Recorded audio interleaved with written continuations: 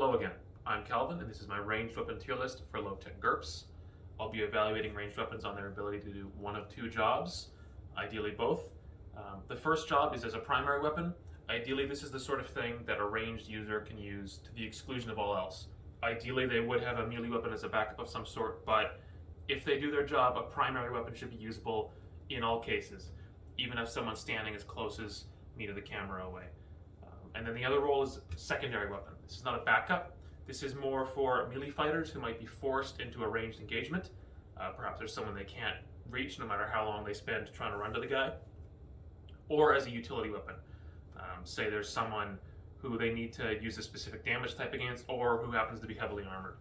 So for a primary weapon, there's three criteria I'm looking for. The first criteria is that it needs to be fast. If this is their primary method of attack, they can't spend too long, they can't have too many of their turns taken up reloading instead of shooting. Ideally, they should be shooting every other round. A little bit slower, obviously a bit worse, and if you can shoot every round, obviously better. The second most important thing is sustain. If they're going to be doing this the whole combat, they've got to be able to have the ammo capacity to do it through the whole combat. So that means either ammo needs to be light, or they need to have some other method of keeping themselves in the fight with regards mostly to ammunition. And then the final point is not actually damage. The original version of this I was going to rate on damage, but I think damage specifically is not the goal. The goal is armor penetration, because there's plenty of ranged weapons where if you forget about armor, they do plenty of damage, but really it's the armor that's the concern, because you don't want a low roll, and especially if you're only shooting every other turn, find you do no damage to the guy just because he's wearing like medium armor. So damage is nice, but the main thing is you got to be able to get through the armor, and ranged actually is one of the best ways to do that. And that's why in secondary, the main thing I'm rating on is actually armor penetration and as a side damage. Mostly because, like I said, there's several ways with ranged weapons, bodkin points being the most primary example, where you can get a lot more AP than you'd think out of a fairly small package. Like a light crossbow with bodkin points can get an armor divisor too for very cheap, and you can just sling that over your shoulder and only pull it out if you need to take out a guy who's wearing plate or something like that.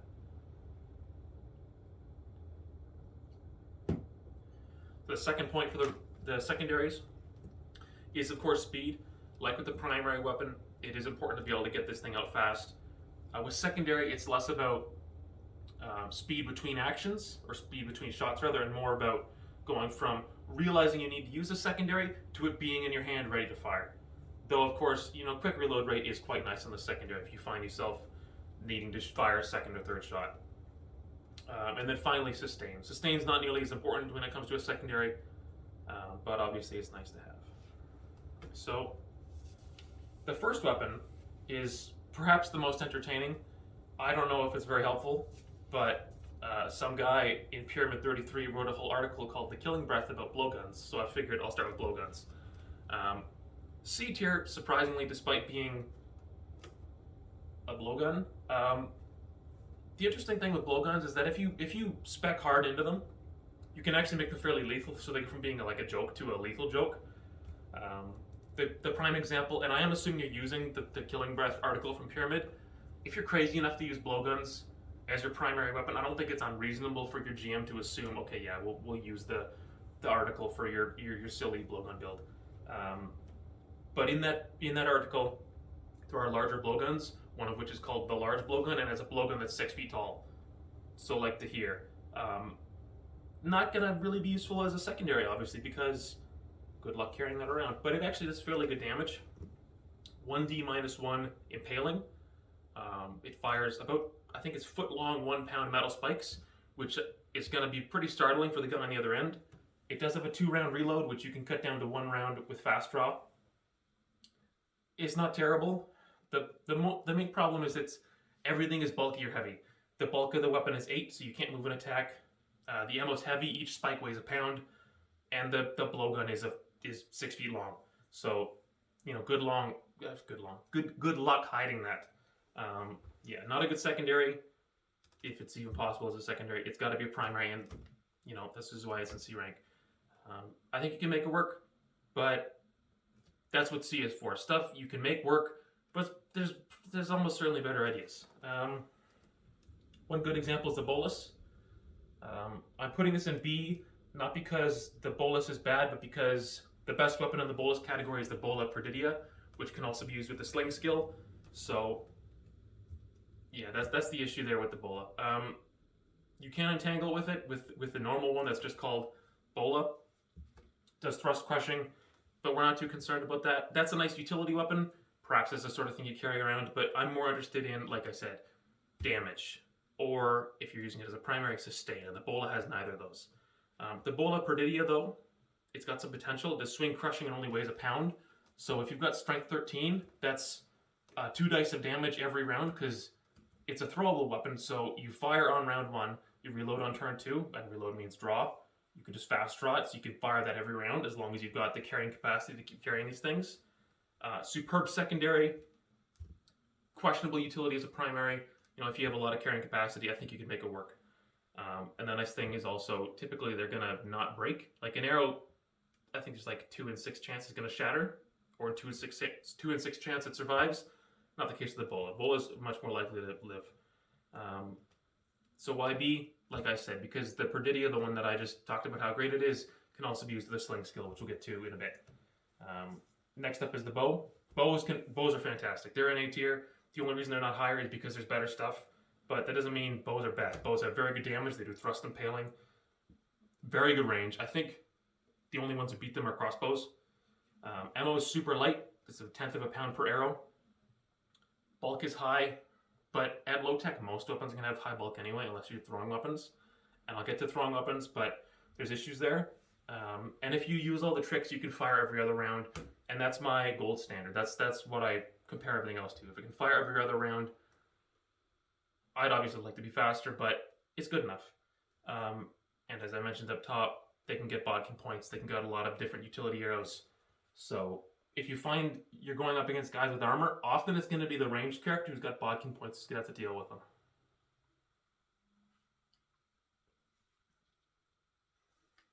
All right. So next up is the cloak. The cloak is terrible. Goes in F tier. If you watched my melee weapons build, or my melee weapons tier list, you'll know how much I like the shield. The cloak gives a defensive bonus much like a shield. Downside is it's kind of flimsy. But none of that applies if you throw it away. Don't throw it away. It also does no damage. So, no, if you really want to entangle someone with a thrown weapon, get the bola from before. Don't throw your pretend shield away. A tier, crossbow. It's not a primary, despite what a lot of people might think, especially if they're coming from D&D, which is a lot more forgiving about the reload time on a crossbow. But it is an excellent secondary weapon. High damage, you can get bodkin points, which means you are going to be like the one guy whose job it is to kill armor. That'll be your utility weapon on the back. Some knight steps up. Okay, well, good night, buddy, because I got, 2d6 damage, armor piercing, impaling. So, and you got the high accuracy to make sure that your one shot actually counts. It does take ages to reload. You can kind of speed that up, but I wouldn't waste the turns. In combat, it's not worth the trouble unless there is literally no other way to deal with the threat you're going to use the crossbow on. So if the knight's still standing after the first bodkin, either because you didn't hit him or because he's just able to tank it, okay, yeah, probably reload the crossbow, get the other people to protect you, and then put another round to do it. Yeah, great secondary, terrible primary. Next up, S rank, the sling. So I mentioned the bola perdidia can be used with the sling skill. Everything I said there applies here. And then on top of that, there's some additional benefits. If you use the actual sling, this isn't like a slingshot that some kid would use, like Dennis the Menace. This is a proper war sling. Like historically, slingers were classed as artillery. And artillery is one of my favorite things. So it's got the highest ammo weapon damage of anything. Some thrown weapons will beat it, but if you're looking at weapons that use ammo, sling wins. Mostly because it does swing crushing or piercing or cutting or impaling, depending on what ammunition you use. Sling ammo is super light because at worst, like in a pinch, you can throw pebbles at people. So the ammo costs or weighs either very, very little or effectively nothing if you just scoop it up off the ground. It's also very concealable. Like you could fit it in the palm of your hand and stick it in your pocket, and then your pouch of ammo goes in your other pocket, and you're good to go. And then there's two particular mentions where if I had an SS rank, I'd put them in there. That's the staff sling, which increases the range on the sling and I think bumps the damage a bit. Basically, it's a sling on the end of a staff. Potentially, you can also use the staff as a quarterstaff, which is nice. Watch my melee weapon video on how cool staffs are. And then there's a dart sling, which throws darts. That does swing impaling, and that's the one way to get swing impaling damage that's not nerfed in some way. The halberd, I mentioned pole arms in my melee weapon tier list video. The halberd, I love the halberd. It can do swing impaling. The trouble is, any melee weapon that is swing impaling, there's a chance that the weapon can get stuck, and if it gets stuck, you lose an action pulling it out. Sling doesn't do that. You hit the guy on turn 1, hit him again on turn 2. Granted, assuming you can fast draw. Which, if you're going to go dedicated range, get fast draw. If not, you can skip it, and the sling is still an excellent backup weapon.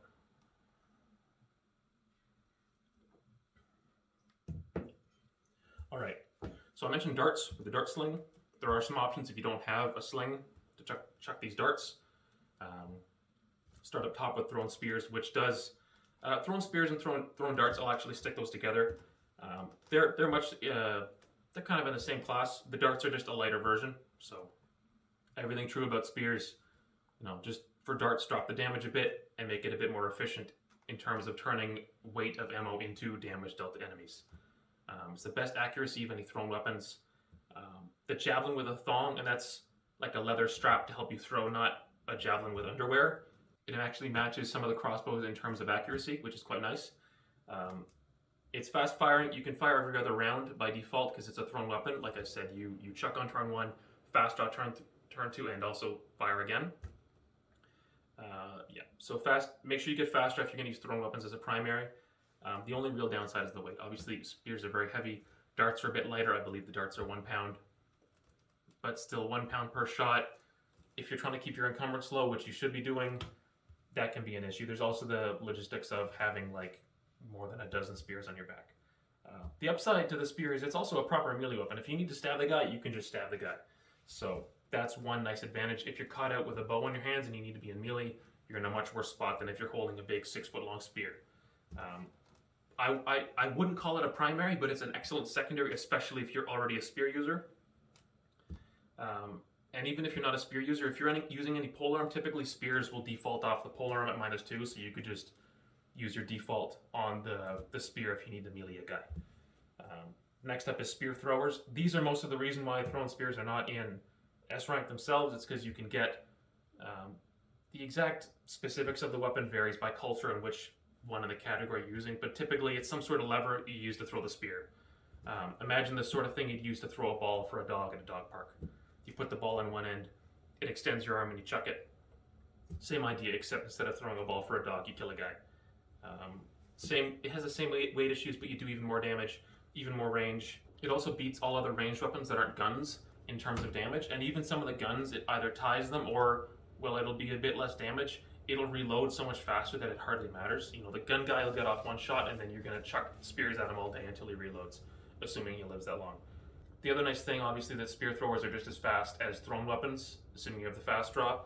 It's no slower to ready the weapon into the spear thrower than it is to ready it from your two-handed grip into a throwing grip. If you think you're about to find yourself in a position where you're going to have to use the spear in melee, you can, of course, just take it off the spear thrower, drop that, deal it with the melee combatant, and then pick the spear thrower back up and start getting back to work as a ranged user. Still only a secondary, or at least in my belief, due to the range, not the range issues, the ammo issues, but an excellent secondary nonetheless. Next up, we've got the harpoon. I'm going to make one guy on Reddit really angry, but I'm putting this in B tier. It's not a better spear, it's a worse spear. It weighs 6 pounds. Like, yes, it is thrust +5 impaling, which is tremendous, but it weighs 6 pounds. So you can carry probably only 1, maybe 2 of these. It's just not worth the hassle. As a secondary, this is why it's in B. As a secondary, it has good utility because the spear is assumed to be using a tether to have a barbed head. So you throw the harpoon rather. So you throw the harpoon at the guy, the barbs stick in him, and then ideally you've tied the tether off either to someone who is incredibly strong or to a stake you've driven on the ground. And now whoever you've just harpooned has a much more limited range of movement, which is going to help you take him down. Ideally, this is the sort of thing you throw at a boss. Still only B tier, but in the cases where you can make use of the utility bonus. B tier doesn't mean bad, it means niche, and the niche is small, but in that niche it's very effective. So we're back to the rest of the throwing weapons. One point I'm going to make up front is that throwing weapons often are going to have issues with armor, but if you can get your throwing ability to the point where you're not worried about the armor, either because the weapon is doing enough damage or because you have some way of applying a damage bonus, then obviously it's going to be worth it. Next up is thrown axes, and if you've watched my melee weapon tier list, you'll know how I feel about the melee axes. Throwing axes are much more effective. These, depending on how heavy you go, are either a very good secondary or a very, very good primary. If you're keeping the axes full-sized, then they're definitely secondaries. There's not as much overlap between the throwing axes that you're throwing and the throwing axes that you're hitting guys with. Often, because if you're going to bother carrying on throwing axes, you should just make them the full throwing version, which takes away much of their ability to be used in melee. They do swing cutting, which is superb at range. As I've mentioned, really only the dart sling is going to do anything like that, which is doing swing impaling. Thrown axes are a bit heavy, which is why I stick them in secondary, but with low-tech companion 2, you can move them to a primary, and the way you do that is by shrinking them down 2 size modifiers. At that point, they're much lighter. They're sort of like bulky Shuriken at that point, and it's mainly a way to get swing cutting, assuming your GM is going to allow you to pull that trick, for low weight. Granted, you give up some damage, but I think the damage is worth it unless you're really worried about coming up against guys in armor. And even then, if there's guys in armor, let another player handle that, or sneak up behind him and poke him in the neck. Thrown discs, these are in B tier. There's nothing wrong with them, they're just not that impressive. Middling damage, middling range, weight's kind of okay, but nothing stands out, so they're in B tier. Thrown knives are in much the same position, same as discs.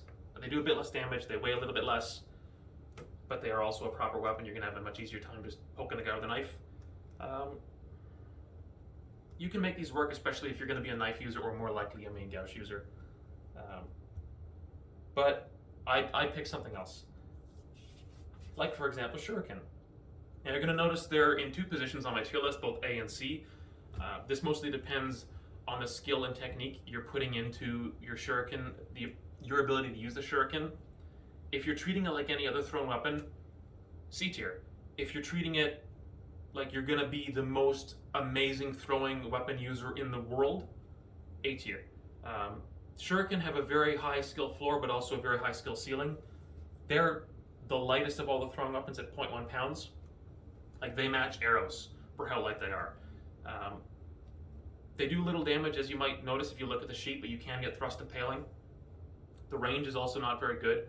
But the reason you want to use Shuriken is because if you can get your skill really high, and that's what you'll notice in brackets as I'm talking about the level of skill you're using here, you can start using rules for rate of fire and rapid strike with thrown weapons. And that's when you pile on one of 2 options. Either you're fast drawing the thrown weapons and using that to strike multiple targets in a single round, or you're holding multiple Shuriken in your hand and you're throwing a fistful at a guy and getting a rate of fire bonus. And the reason Shuriken are good for this is because the amount of throwing weapons you can hold in your hand is limited by your basic lift. And because Shuriken are so light, you can fit enough in your hand to actually make this worth the hassle. I'm going to get to a point a little bit further down that's going to bump Shuriken to S tier, but we'll wait on that for now. So next up are thrown maces, and much like they were in the melee weapon tier list, thrown maces are not that impressive. Yes, they do a bit more damage than thrown axes in exchange for dropping the wind modifier down from cutting to crushing. I guess you can still try to use these as anti-armor weapons. The trouble is, why? If guns exist, just bring a pistol or 2, and if crossbows exist, which they almost certainly do, just bring bodkin points and shoot the guy. Thrown maces are just too heavy to be worth the hassle to throw. And to pull the shrinking trick that the axes can use, they give up too much of what makes them decent anti-armor weapons. So yeah, this is down in B. If you're a mace user, I suppose you can have some spares to throw, but make better decisions. It's not a good idea. Thrown stick, very similar to the thrown mace. It's a little bit lighter, does a little bit less damage. It has all the same downsides and none of the same upsides because there are no upsides. Throwing art. I mentioned Shurikens get bumped to S tier. Throwing art is why that happens. Throwing art is a skill distinct from the other throwing weapon skill, but it's mainly important because it lets you use any of the throwing weapons I've already talked about with the throwing art skill. It also lets you throw stuff like pencils and playing cards, like you're some sort of, knockoff bullseye. And it gives you a damage bonus once you get the skill up to dexterity +1. Range also gets a boost. Again, at dexterity +1, it treats your strength as being 2 levels higher, which is quite nice, especially again if you're using the Shuriken. And it makes it even easier to pull the high rate of fire tricks with things like the Shuriken, or potentially the axes I talked about, how you could downsize those.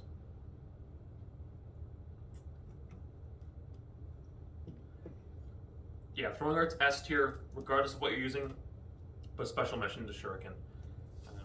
So that's the end of the non-gunpowder based ranged weapons. So the rest of these are all variations on, early gunpowder, which does appear as early as tech level 3. Your GM might not be allowing these, even if potentially, they might have existed historically. In which case, fair enough. I suppose this is the end for you. So if you are taking off at the end of the muscle-powered ranged weapons section, I hope you've learned something. And if you have any issues with my tier list, unfortunately it's entirely objective, so you'll have to talk about it in the comments. Please drive the algorithm. It's going to be very good for me getting more views on the channel. Thank you. But if you are sticking around for guns, let's start with the most interesting but least helpful, which is flamethrowers. The trouble with flamethrowers, though it sounds cool to light someone on fire at a distance, they're either too heavy or too weak to be much use. The ones that do enough damage to be even considered weigh well too much that even a strong guy is going to be able to carry them, and the ones that are light enough to be able to actually use only do about a dice of burning damage. And unless you're in a very niche situation where you got to do a lot of burning damage, not in terms of throwing dice, but in terms of how frequently you're doing this burning damage, it just doesn't make sense, especially if magic exists. Like if you have a wizard in the party, let him cast fireball. Don't bring a flamethrower. Yeah, this is D, and if magic exists in the setting, stick it in F. The gun, Gonne, that's also here in F. It's heavy, it's slow, it's got a 30-second reload. If you pull all the tricks, you can get it down to 12 seconds, which means you'll have it about 3/4 reloaded by the time everyone else is finished playing the combat. And that assumes you're using the quick reload from tactical shooting, which your GM might not even be allowing if you're playing a game with gunpowder-based weapons. And it still only does 2 dice of damage. Granted, it's huge piercing, which doubles the wounding, but bring a crossbow. Yeah, and if you really want a gun, just bring a better gun. Back up in D, we got shotguns. This is kind of top of D. Weak damage. The rate of fire that you get with the base ammo that it gives you in the list is only +1 to rate of fire. I think you could probably make the case to your GM, you can vary that, but in exchange for getting +2, you're gonna do even less damage, so still wouldn't do it. It takes ages to reload still, like anything else. The bulk is high, so you're not gonna do movement attacks with it. And it's too heavy to be a backup. That's the biggest thing with these guns. Almost none of these are gonna be primaries, but they have a potential as secondaries. The shotgun is not, it's just too heavy. Next up is the musket. And if you're looking at the actual brown best muskets, again, too heavy to be a secondary, too slow to be a primary, but there are carbines light enough to be very good backups. Damage is high, accuracy is reasonable, even if you're using the smooth bores. The skill is easy, which is one of the nicest things with guns. Like the throwing art, that's a very hard skill, I believe, whereas musket, that's an easy skill. The bulk isn't too bad, assuming you're using those light carbines. Potentially, if you're going to be using carbines a lot, you can take the technique to buy the bulk down, and then you can make movement attacks fairly consistently. Granted, assuming that the gun's loaded at the time. And I mentioned the full-size muskets. They do a lot more damage, but it's not useful enough, and they're too heavy to actually be carrying one into the combat, even if you'd only fire once and drop it. Yeah, terrible as a main, excellent as a secondary, assuming you pick a light enough one. Pistols, much the same case as the carbines. You do about a die less of damage, and the wounding modifier tends to drop from piercing plus to piercing plus, which is a bit worse, but they're light enough you can carry several. So whereas with a carbine, you can probably only get 1 shot, maybe 2 if it's a double barrel. The pistol, potentially, you could have 2, maybe even 4 shots with your pistol. I'd be judicious about selecting who gets shot with these pistol shots, but you could do it. And if you use all the tricks, you can get the reload down to 6 seconds. That is still very high, but you're getting into kind of crossbow range at that point, and I wouldn't want to do it in combat unless you had to. But if you have to, like there's someone in a position you can't reach with melee, okay, find cover, spend some time reloading, and then get back in the fight once the gun's ready to go. Jaeger rifle is my next one.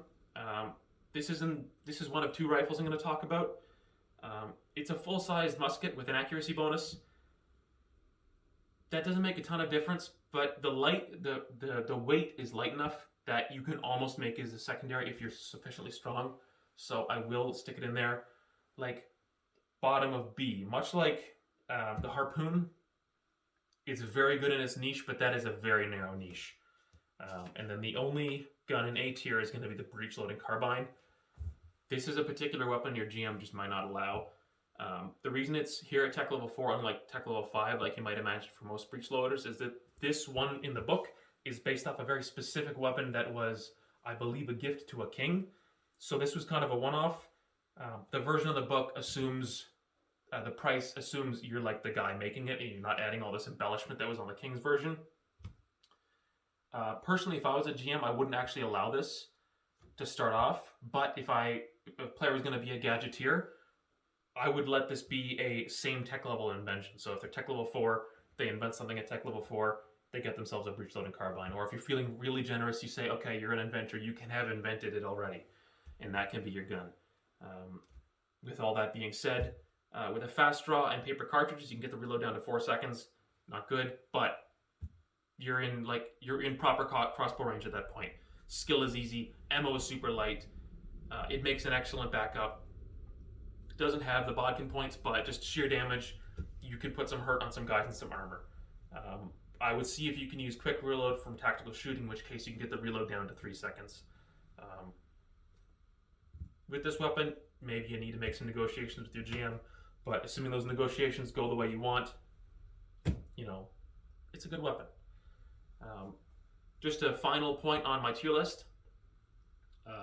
After the first one, I got some feedback about specific ways in which one weapon might be higher or lower than the other.